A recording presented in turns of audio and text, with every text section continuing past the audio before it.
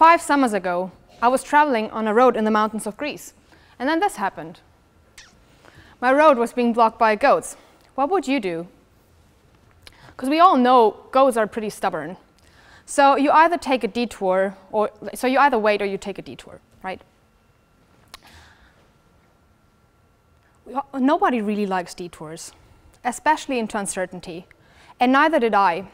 But what if you and I changed our attitudes towards them? We've all met these goats.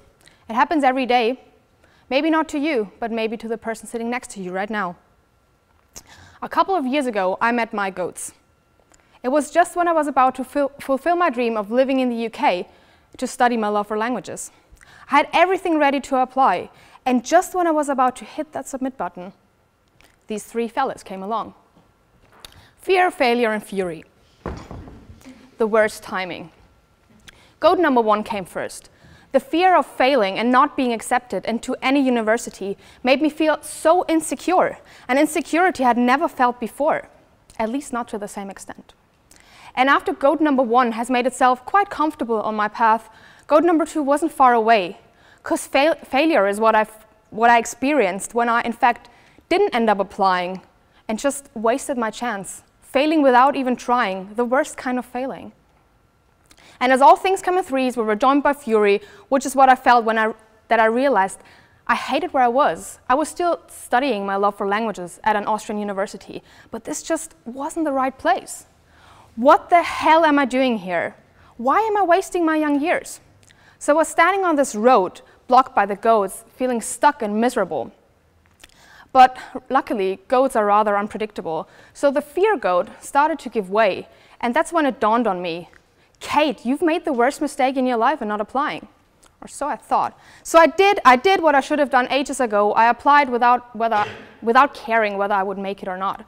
I was at such a low, I could only win. So I applied to Edinburgh University. And guess what? I got rejected. But this time it didn't paralyze me. No, I thought this was unfair. I wanted this all my life. And I can still remember typing energetically on my little iPhone keypad in the bus, responding to all their emails, telling them why I love this, why I am so passionate about languages. And eventually, I got in. I made it. I out-stubborned those freaking goats. And the timing was perfect. And I only realized it much later, that the timing, the goats were useful. So let me tell you why. During my detour in Austria, I got to meet with a previous lecturer of mine, and he is a great person for believing in me. And he saw how much I loved what I was doing. So he offered to fund my studies. Wait, what? I wasn't quite sure, but he kept his promise to this day, and without him, I wouldn't be standing here today.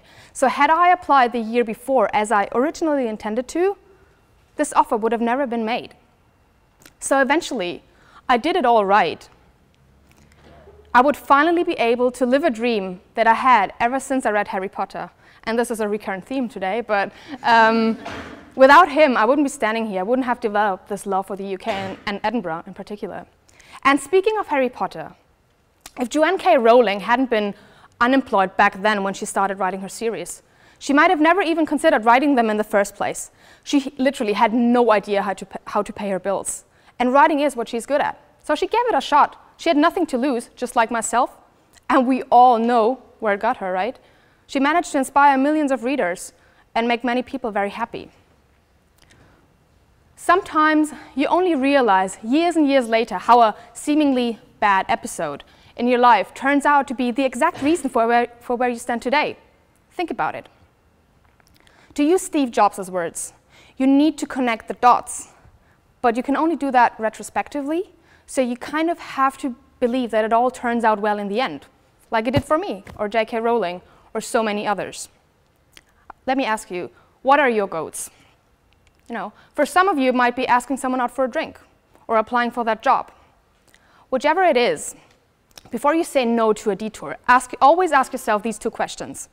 First, what would be the worst case scenario if you did whatever your goat is blocking? Most likely you won't die if you ask someone out for a drink or if you apply for that job. So just go ahead and do it. Number 2, would you rather be wasting your time with these goats or take a detour and still follow your dream. I mean, shit happens all the time to everyone, and goat shit is particularly nasty. But it's all this. It's all this goat shit and overcoming the goats and tackling the goats. It's all this what makes us who we are. It's what makes us human. It's what makes us unique. And if life were easy, it would be boring, right? So I would like to invite you to embrace the goats in your life, for we will only know what they were good for after we've connected our dots. Thank you very much.